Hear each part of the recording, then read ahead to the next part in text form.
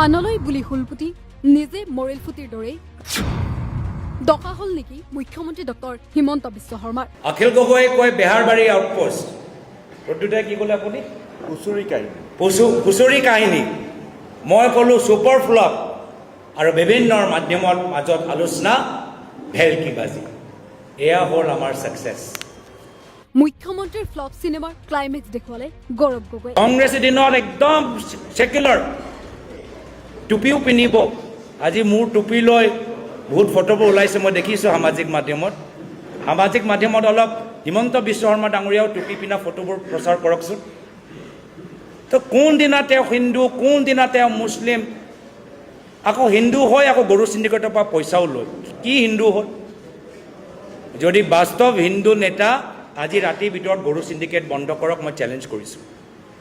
নোৱাৰিব। কিয়? ঘনিষ্ঠ মন্ত্ৰীৰ পৰা পইচা ল'ব লাগে, গৰু চিণ্ডিকেট কৰা মানুহক টিকেট দিব লাগে। কি হিন্দু, কি ধৰ্মীয়, একো তেওঁ কথা নাই। মুখ্যমন্ত্ৰীয়ে বাৰেপতি কালি কৈ আছিল পাকিস্তানত 10 দিন। গৌৰৱ গগৈ কলৈ গ'ল? দেশৰ নিৰাপত্তাৰ লগত জড়িত ইমান গুৰুত্বপূৰ্ণ বিষয়ক লৈ পিছে SITয়ে এবাৰো মোৰ ওচৰলৈ আহি এই প্ৰশ্নটো নুসুধিলে। যোৱাকালি মুখ্যমন্ত্ৰীয়ে যে সুধি আছে ক'ত গ'ল, 10 দিন ক'ত গ'ল, আমাক জনাব লাগিব। আপুনি বুজি পাওক কিমান চিৰিয়াছ SITয়ে এবাৰো মোৰ ওচৰত আহি এই প্ৰশ্নটো নুসুধিলে। SITয়ে মুখ্যমন্ত্ৰীৰ মূল প্ৰশ্ন, বিজেপি দলৰ মূল প্ৰশ্ন, ক'ত গ'ল, এই 10 দিন ক'ত গ'ল, SITয়ে মোৰ ওচৰত আহি সেই প্ৰশ্নটো মোক নুসুধিলে। মইতো জবাব দিবলৈ ৰেডি আছিলোঁ।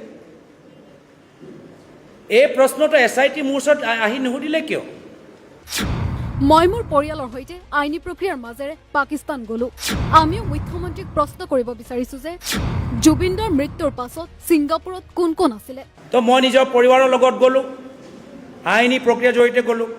এতিয়া আমিও সুধিবলৈ বিচাৰোঁ, যদি এইটো নিয়ম, মুখ্যমন্ত্ৰীয়েও কৈ দিয়ক যে জুবিনদাৰ মৃত্যুৰ পিছত ছিংগাপুৰত কোন কোন আছিল।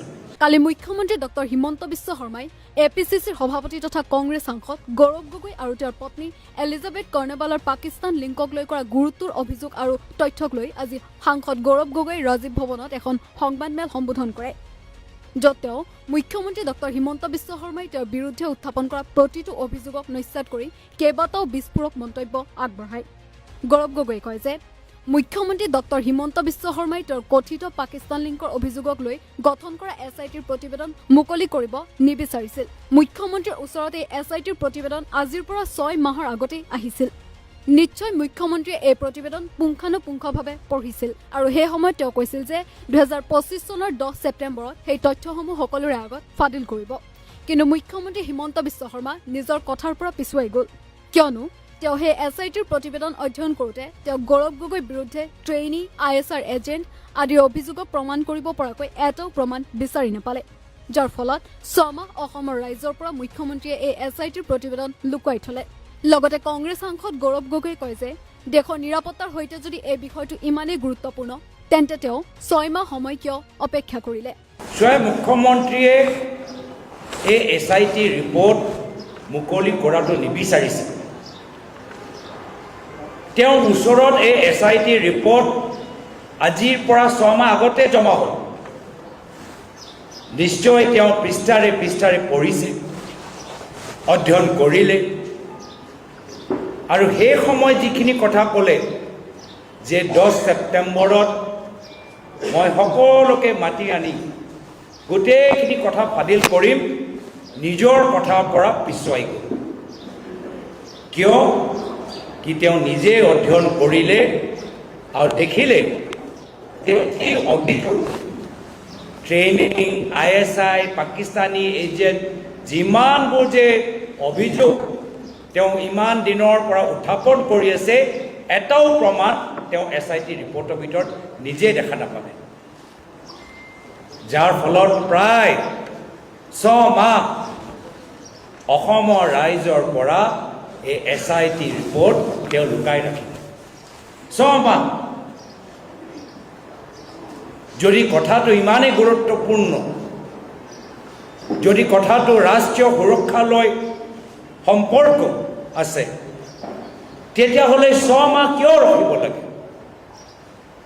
যদি ইমানেই ডাঙৰ কথা, যদি কেন্দ্ৰৰ চৰকাৰ আন্তঃৰাষ্ট্ৰীয় সন্থাৰ সহায় সহযোগ লাগে তেতিয়া 6 মাহ এইখন ৰিপৰ্টৰ ওপৰত মুখ্যমন্ত্ৰীয়ে কিয় বহি আছে? এই প্ৰশ্ন যোৱাকালি এগৰাকী সাংবাদিকজনে সুধিলে আৰু তাৰ উত্তৰত মুখ্যমন্ত্ৰীয়ে কি ক'লে যে জুবিনদাৰ মৃত্যুৰ বাবে আমি মুকলি কৰিব নোৱাৰিম। তাতে সন্মুখতে আপোনালোকক মিছা কথা ক'লে। সন্মুখৰ পৰা তেওঁ গোটেই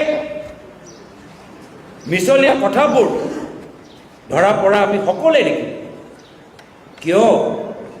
যিহেতু ৰিপৰ্ট মুকলি কৰা তিথি আছিল 10 ছেপ্টেম্বৰ আৰু জুবিনদাৰ মৃত্যু হ'ল 19 ছেপ্টেম্বৰ। 10 ছেপ্টেম্বৰত তেওঁ মুকলি কৰিব পাৰিলেহেঁতেন, কেন্দ্ৰৰ চৰকাৰক ৰেফাৰ কৰিব পাৰিলেহেঁতেন, কিন্তু কিয় নকৰিলে? তাৰ কাৰণ হ'ল যে তেওঁ নিজে দেখিলে যে এটাও অভিযোগৰ প্ৰমাণ তেওঁলোকৰ ওচৰত নাই।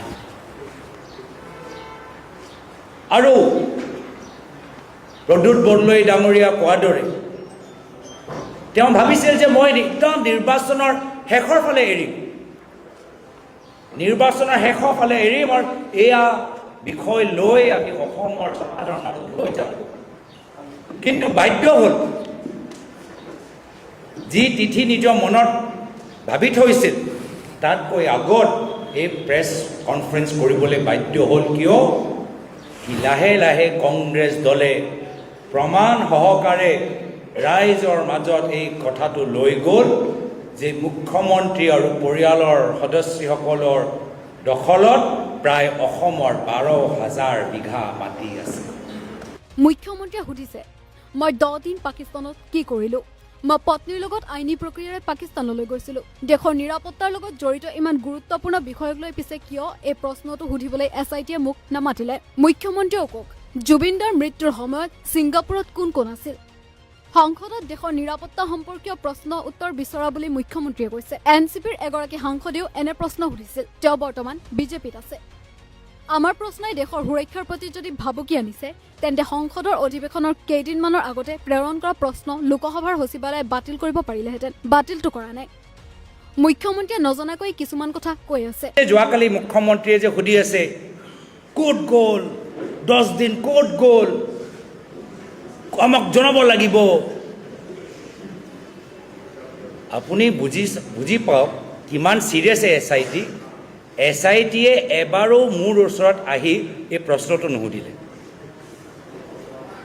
SITয়ে মুখ্যমন্ত্ৰীৰ মূল প্ৰশ্ন, বিজেপি দলৰ মূল প্ৰশ্ন, ক'ত গ'ল ক'ত গ'ল, এই 10 দিন ক'ত গ'ল, SITয়ে মোৰ ওচৰত আহি সেই প্ৰশ্নটো মোক নুসুধিলে। মইতো জবাব দিবলৈ ৰেডি আছিলোঁ। এই প্ৰশ্নটো SIT মোৰ ওচৰত আহি নুসুধিলে কিয়? ये जो 10 दिन कहाँ गए, क्या किया, किससे मिले, ये एक बार भी मुख्यमंत्री का SIT हमारे पास आके हमसे वो सवाल क्यों नहीं पूछा? क्योंकि आज जो मैंने ये बातें की रिपोर्ट में डालना पड़ेगा। फिर तो पूरा इनका जैसे कहा जो सिनेमा है वो तो सिनेमा का एंटी क्लाइमैक्स वही हो जाएगा। एबारो যদি ইমানে গুৰুত্বপূৰ্ণ প্ৰশ্ন SITয়ে সেই একে প্ৰশ্নবোৰ মোৰ ওচৰত আহি নুসুধিলে কিয় নুসুধিলে? মইতো কৈছিলোঁ যদি SIT বিচাৰে মই নিজে তেওঁলোকৰ খোজকাঢ়ি তেওঁলোকৰ কাৰ্যালয়লৈ যাম।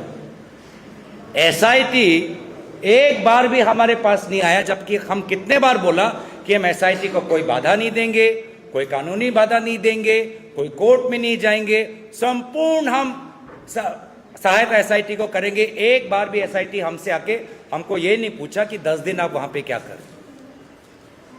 तो मैं निजर परिवार लगत गलो, आईनी प्रक्रिया जड़ित गलो। এতিয়া আমিও সুধিবলৈ বিচাৰোঁ যদি এইটো নিয়ম মুখ্যমন্ত্ৰীও কৈ দিয়ক যে জুবিনদাৰ মৃত্যুৰ পিছত ছিংগাপুৰত কোন কোন আছিল। সেইখিনি কথা কওক। বহুতৰ অভিযোগ যে ছিংগাপুৰত জুবিনদাৰ মৃত্যুৰ পিছত 3 দিন সেই চৰকাৰী অনুষ্ঠান চলি থাকিলে, কোনোবা তেখেতৰ ঘনিষ্ঠ আছিল, সেইখিনি কথা কৈ দিয়ক। আৰু এইখিনিও কথা কৈ দিয়ক যে মই যে কৈ থাকোঁ যে মুখ্যমন্ত্ৰীয়ে বাংলাদেশ গৈ খুব ভাল পায়, বহুতবাৰ বাংলাদেশ গৈছে, মইতো এবাৰেই গৈছোঁ, 10 বাৰ তেওঁ বাংলাদেশ গৈছে।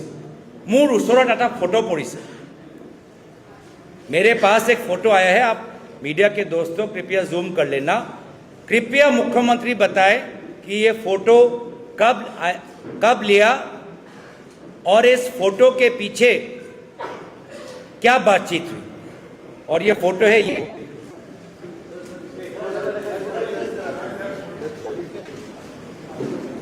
एक बहुत बड़े दरगाह के सामने ये फोटो है, बहुत डाঙৰ বিখ্যাত দৰগাৰ সন্মুখত এই ফটো এজন ডাঙৰ বিখ্যাত মৌলানাৰ লগত হিমন্ত বিশ্ব শৰ্মা ডাঙৰীয়া ফটো।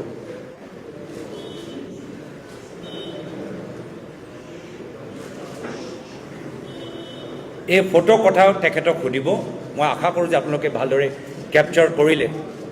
সেইকাৰণে কোন দিন মুখ্যমন্ত্ৰী হিন্দু, কোন দিন মুখ্যমন্ত্ৰী মুছলিম, কোন দিন মুখ্যমন্ত্ৰী হিমন্ত বিশ্ব শৰ্মা নাস্তিক, কোনে ক'ব নোৱাৰে।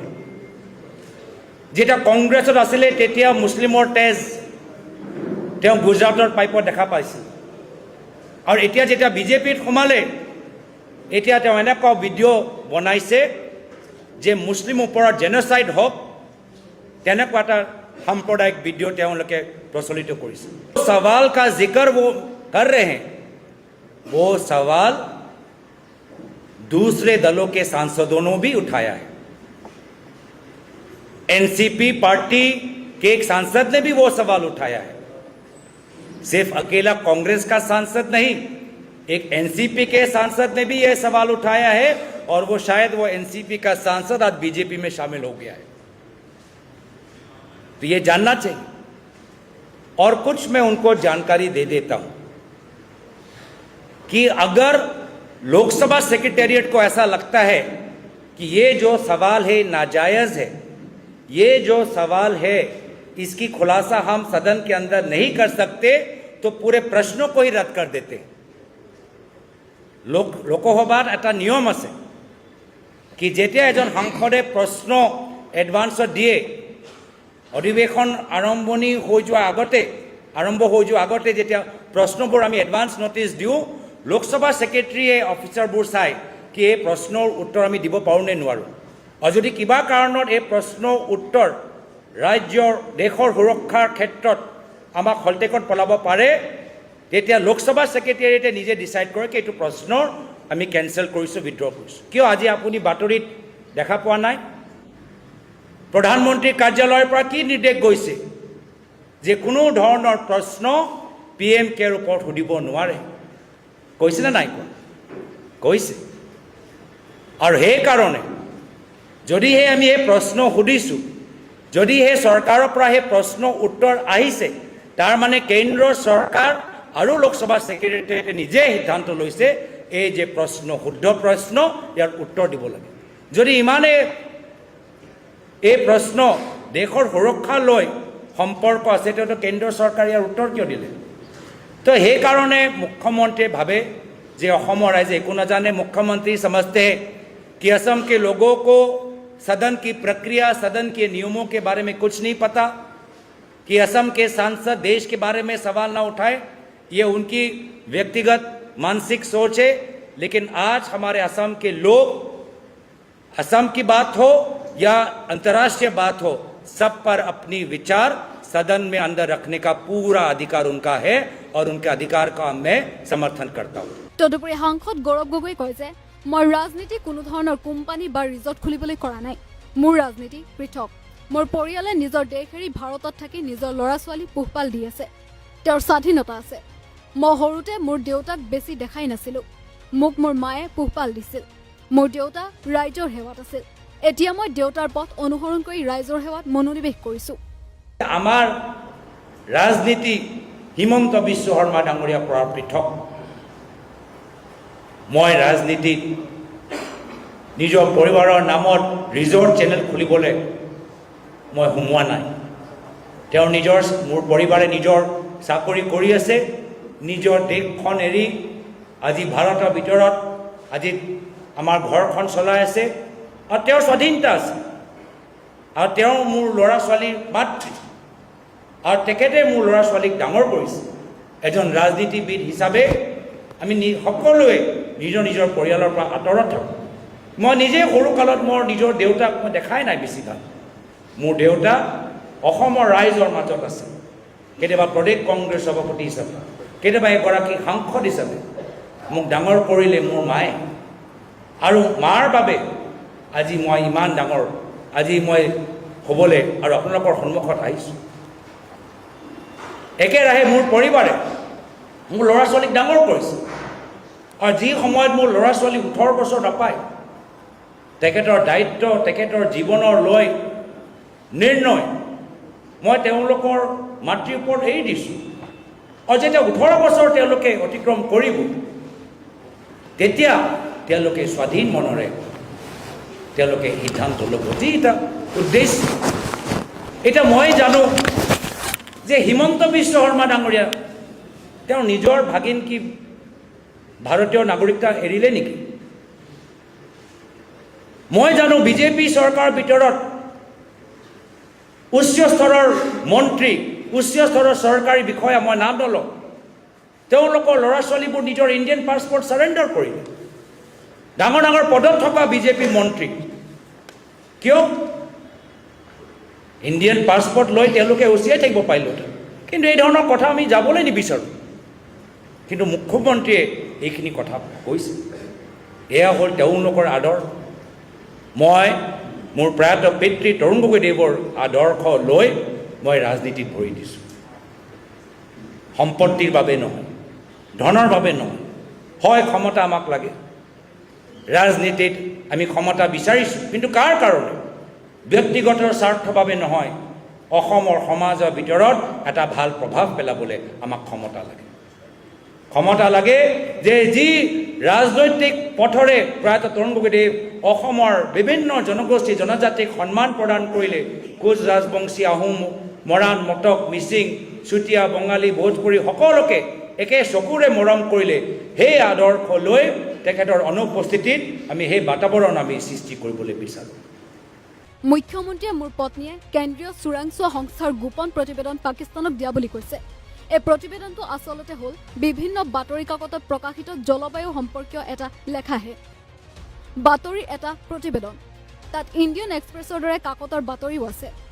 মুখ্যমন্ত্ৰীয়ে কথাবোৰ নজনাকৈ কৈ আছে, তেওঁ মোৰ 5 বছৰীয়া আৰু 9 বছৰীয়া ল'ৰা ছোৱালীৰ তথ্য তেওঁ বেআইনীভাৱে ৰাজহুৱা কৰিছে। ময়ো তেওঁৰ ল'ৰা ছোৱালীৰ বহু কথা জানো, মোক মুখ খুলিবলৈ বাধ্য নকৰাব। আজি মিডিয়া বাতৰিত এটা সেই SIT ৰিপৰ্টৰ এটা পৃষ্ঠা ফাদিল হৈছে, য'ত কোৱা গৈছে যে মোৰ পৰিবাৰে নিজৰ কামৰ ক্ষেত্ৰত এটা গোপন IB ৰিপৰ্ট ইমেইল যোগেদি, অফিচৰ ইমেইল যোগেদি পঠাইছে। আপোনালোকে চাব সেই ৰিপৰ্টটো, তাৰ ৰিপৰ্টৰ উল্লেখ সাংবাদিকসকলে সংবাদ জগতত নিজে প্ৰচলিত। যি কথা চৰকাৰৰ কেতিয়াবা IB বা চৰকাৰৰ কিছুমান অফিচিয়েলছে মিডিয়াত ষ্টৰি দিয়ে, মিডিয়া ষ্টৰিৰ পৰা আধাৰিত তেওঁ নিজৰ কামৰ কাৰণে সেই ইণ্টাৰনেশ্যনেল প্ৰগ্ৰাম, সেই প্ৰগ্ৰামৰ ভিতৰত বিভিন্ন ৰিকুৱাৰমেণ্ট থাকে, জানিবলৈ বিচাৰে। তোমালোকে প্ৰেছ ৰিলিজবোৰ চাই দেশৰ কি চৰকাৰৰ পৰা কি তেওঁলোকৰ ৰায়, চৰকাৰে বিভিন্ন বিষয়ৰ ওপৰত কি ৰায় প্ৰকাশ কৰিছে, মিডিয়াত কি প্ৰকাশ কৰিছে, মিডিয়াত প্ৰকাশ কৰা ৰায়বোৰহে মোৰ পৰিবাৰে তাত দিছে। এতিয়া যি পৃষ্ঠা মই চালোঁ, সেই পৃষ্ঠাটো ইণ্ডিয়ান এক্সপ্ৰেছৰ এটা ষ্টৰিতে সেই কথাটো উল্লেখিত। ইণ্ডিয়ান এক্সপ্ৰেছৰ আধাৰিত ভিতৰতে সেই কথাবোৰ উল্লেখিত। তো যি প্ৰেছৰ ভিতৰত প্ৰকাশিত কথাবোৰ আছে, বাতৰিবোৰ আছে, য'ত চৰকাৰে নিজৰ ৰায় স্পষ্টীকৰণ দিয়ে, নিজৰ স্থিতি স্পষ্টীকৰণ দিয়ে, কেতিয়াবা চৰকাৰে অফিচিয়েলি অনঅফিচিয়েলি ক'ড দিয়ে, সেইখিনি ভিত্তিতে এইখিনি তেওঁলোকে বিভিন্ন কামৰ ৰিকুৱাৰমেণ্টৰ বাবে নিজৰ এনালিচিছবোৰ দিয়ে। পুনৰবাৰ মিছলীয়া কথা, বৰ্তমানৰ সময়ত বেংক একাউণ্ট পাকিস্তানত নাই। কিয় থাকিব? পাকিস্তানত এতিয়া এই সময়ত এক্টিভ বেংক একাউণ্ট, গোটেই বেংক একাউণ্টবোৰ বন্ধ কৰি মোৰ পৰিবাৰে পাকিস্তান এৰি ভাৰতলৈ আহিছে। সেই সময়ত যি সময়ত পাকিস্তানত আছিলে তেতিয়া বেংক একাউণ্ট লাগে দোকানৰ পৰা বস্তু কিনিবলৈ, আৰু যেতিয়া পাকিস্তানক এৰিলে বেংক একাউণ্ট বন্ধ কৰি আহিলে। আৰু এটা অভিযোগ তেওঁ ওলাইছে যে এনেকুৱা যেন হৈছে যে একদম মানে পাকিস্তানৰ পৰা পইচা তেওঁ নিজৰ ব্যক্তিগত এমাউণ্টত জমা হৈছে। এইটো নহয়। প্ৰথম এই গোটেই প্ৰগ্ৰামটো হ'ল এটা আন্তঃৰাষ্ট্ৰীয় প্ৰগ্ৰাম, যি প্ৰগ্ৰাম আফ্ৰিকা, দক্ষিণ আমেৰিকা আৰু এছিয়াত বিভিন্ন দেশৰ ভিতৰত চলি আছে এনভাইৰনমেণ্টৰ ওপৰত। আৰু এনেকুৱা ধৰণৰ বহুত হয় আমাৰ বহুত ধৰণৰ এনেকুৱা NGOবোৰ থাকে যে শিক্ষা ক্ষেত্ৰত এছিয়ান ডেভেলপমেণ্ট বেংক, ৱৰ্ল্ড বেংকৰ প্ৰজেক্ট আজি অসমৰ ভিতৰত হৈ আছে। এছিয়ান ডেভেলপমেণ্টৰ প্ৰজেক্টবোৰ আজি অসমৰ ভিতৰত কাজিৰঙাত হৈ আছে। তো একেৰাহে এনেকুৱা এটা ইণ্টাৰনেশ্যনেল প্ৰগ্ৰাম, যাৰ পইচা কোনো পাকিস্তানৰ পইচা নহয়, আন্তঃৰাষ্ট্ৰীয় সেই চৰকাৰ যি তেওঁলোকৰ ফাণ্ডাৰ তেওঁলোকৰ পইচা, সেই পইচাটো ভাৰত পাকিস্তানৰ দুটা NGOৰ মাজত চুক্তি। যি সময়ত মোৰ পৰিবাৰ পাকিস্তানৰ NGOত আছিলে তেতিয়া সেই আন্তঃৰাষ্ট্ৰীয় পইচা তেখেতৰ সেই পাকিস্তান NGOৰ পৰা তেখেতৰ একাউণ্টত সোমাইছিল। যেতিয়া তেওঁ ভাৰতৰ NGO এমপ্লয়ী হ'ল, এই পাকিস্তানৰ NGOয়ে ভাৰতৰ NGO য'ত তেওঁ চাকৰি কৰিছিল তেওঁলোকক ট্ৰান্সফাৰ কৰিলে, আৰু মাত্ৰ এমাহৰ কাৰণে সেই ভাৰতৰ NGOয়ে সেই পইচাটো, সেই আন্তঃৰাষ্ট্ৰীয় পইচাটো তেখেতৰ একাউণ্টত জমা কৰিলে। কিন্তু তেওঁতো এমপ্লয়ী, তেওঁ এটা ভাৰতীয় NGOৰ এমপ্লয়ী। এমাহৰ বাবে এই দুটা যেতিয়া শ্বিফটিংটো হ'ল, পাকিস্তান NGO ইণ্ডিয়া NGOৰ মাজত এনেকুৱা হ'ল। আৰু গোটেইখিনিতো আমি আকৌ কওঁ, আমাৰ ইলেকশ্যনৰ সময়ত আমি এফিডেভিটবোৰ নিদিওঁ নেকি? ভাৰত চৰকাৰৰ ওচৰত আমি স্পাউচৰ এফিডেভিট নিদিওঁ নেকি? বেংক ষ্টেটমেণ্টবোৰ নিদিওঁ নেকি? এইখিনি কথা 2014-15 কথা। এইখিনি বেংক ষ্টেটমেণ্ট কি মোদী চৰকাৰৰ ওচৰত নাই নেকি? পাকিস্তানৰ পৰা একাউণ্ট পাইছে। কি যে মানে যেতিয়া টায়াৰ যেতিয়া পাংচাৰ হৈ গ'ল, একদম হাৱাটো থুচিবলৈ চেষ্টা কৰি আছে মুখ্যমন্ত্ৰী, কৰি আছে। কিন্তু তথ্যটো থাকিব লাগিব, যুক্তিটো থাকিব লাগিব, বেছটো থাকিব লাগিব, গোটেই কাহিনী লাই খুঁটাটো থাকিব লাগিব। ইমান তললৈ গ'ল যে মোৰ 5 বছৰীয়া 9 বছৰীয়া ল'ৰা ছোৱালী যি ডিটেইলছ আমি মুকলি কৰিব নোৱাৰোঁ, ৰাজহুৱা কৰিব নোৱাৰোঁ, সেইখিনি তেওঁলোকে যোৱাকালি সংবাদ মাধ্যমত মুকলি কৰিলোঁ। মই বাৰম্বাৰ কৈছোঁ আৰু মই মুখ্যমন্ত্ৰীক সকীয়াই দিবলৈ বিচাৰিছোঁ, আপোনাৰো ল'ৰা ছোৱালীৰ কথা আমি জানো, আৰু সেইখিনি কথা মই ক'বলৈ বিচৰা নাই। সমগ্ৰ গুৱাহাটীৰ মানুহৰ মাজত আপোনালোকৰ ল'ৰা ছোৱালীৰ কেনেকৈ কি হৈছে, কি হোৱা নাই, সকলোৱে জানে। মোক বাধ্য নকৰাব। আইনীভাৱে আজি এই JJ act, juvenile justice actor যি ছেকশ্যন 74ৰ কথা ৰকিবুল হুছেইন ডাঙৰীয়াই উল্লেখ কৰিলে, তাৰ ওপৰত নিশ্চয় আমি আইনীভাৱে কি কৰিব পাৰোঁ, আমি আমাৰ দিল্লী লিগেল চেলৰ লগত আলোচনা কৰোঁ। আনহাতে গৌৰৱ গগৈ স্পষ্টীকৰণ দি কয় যে 2013 চনত লাহোৰৰ পৰা ইছলামাবাদলৈ পত্নীৰ সৈতে গৈছিল গৌৰৱ গগৈ।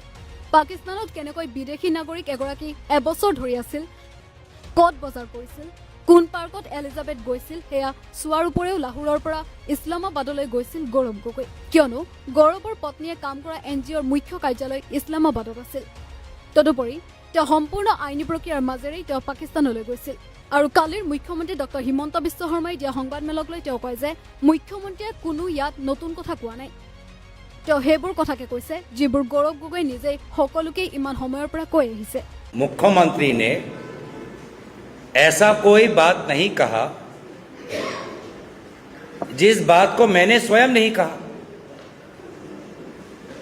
पिछले साल जून के महीने में दिल्ली में संवाद वेल में मैंने खुद कहा कि हाँ 2013 के अंत में 2014 की शुरुआत में मैं अपने धर्मपत्नी के साथ पाकिस्तान गया और ये बात तो केंद्र सरकार को भी पता है क्योंकि 2014 में जब मैं सांसद बना तो जो हमारा पासपोर्ट है जिस पासपोर्ट में हमने बॉर्डर जो क्रॉस किया है उस पे स्टैंप है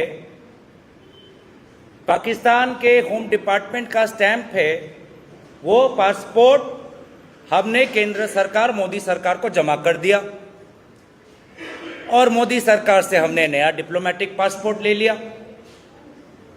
तो मोदी सरकार को 2014 में ही पता है कि फलाना ये सांसद है ये उनका व्यक्तिगत पासपोर्ट हमारे पास है इस तारीख को वो उधर गए इस तारीख को वो इधर आए ये तो उनके पास वो जानकारी भी है हमने भी ये बात कहा तो इसमें कौन सी बात नहीं है हाँ जहां पर बात आती है कि हम किस कारण से गए वो भी मैंने पहले बताया हुआ है कोई नई बात नहीं है कि मेरी पत्नी 2012 में एक साल वो एक अंतर्राष्ट्रीय प्रोग्राम के अनुसार वो पाकिस्तान में थी एक साल वो उसने वहाँ पर एक अंतर्राष्ट्रीय क्लाइमेट चेंज के प्रोग्राम पर काम किया उसके बाद उसी प्रोग्राम जिस प्रोग्राम का फंडिंग ब्रिटिश सरकार करता है जिस प्रोग्राम का फंडिंग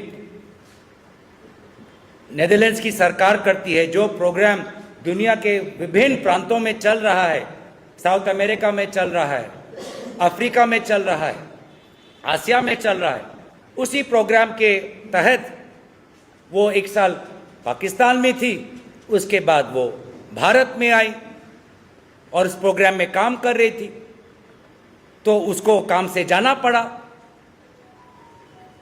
मैं उनका शौहर मैं उनका पति मैं भी उनके साथ गया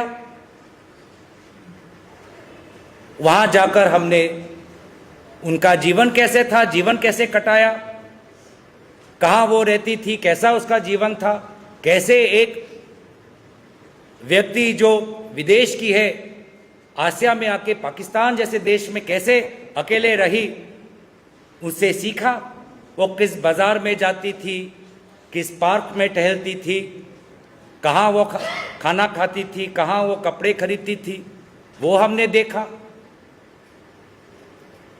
तकसीला जो हमारा प्राचीन हमारा सिविलाइजेशन का जो एक आर्कियोलॉजिकल वंडर है तकसीला हम गए और इसीलिए कल मुख्यमंत्री ने पूछा कि हाँ पहले तो वीज़ा था लाहौर जाने का उसके बाद हमने चेंज किया क्योंकि हमको तकसीला देखना था इस्लामाबाद में इसका दफ्तर है ऑफिस का तो हम इनके साथ हमें जाना पड़ा तो ये बातें मैं इसलिए कह रहा हूँ क्योंकि मुझे मुख्यमंत्री का जवाब नहीं देना ये बातें मैं इसलिए कह रहा हूँ ताकि मैं अपने असम के लोगों को और आप जैसे मीडिया असम के और बाहर के जो हमारे विभिन्न कोने से हमारे पत्रकार हैं आपके सवालों का उत्तर देने के लिए মুঠৰ ওপৰত কংগ্ৰেছ সাংসদ গৌৰৱ গগৈ এই সংবাদমেলৰ দ্বাৰা দিয়া প্ৰত্যেকটো প্ৰশ্নৰ উত্তৰে মুখ্যমন্ত্ৰী ডক্টৰ হিমন্ত বিশ্ব শৰ্মাৰ মুখত কলাচে হানিছে বুলিয়ে এতিয়া সচেতন মহলত চৰ্চা চলিছে কেমেৰা পাৰ্চন ৰিচাৰ্ড বৰ্মনৰ সৈতে আৰ্মিন চুলতানৰ প্ৰতিবেদন নৰ্থ ইষ্ট নাও।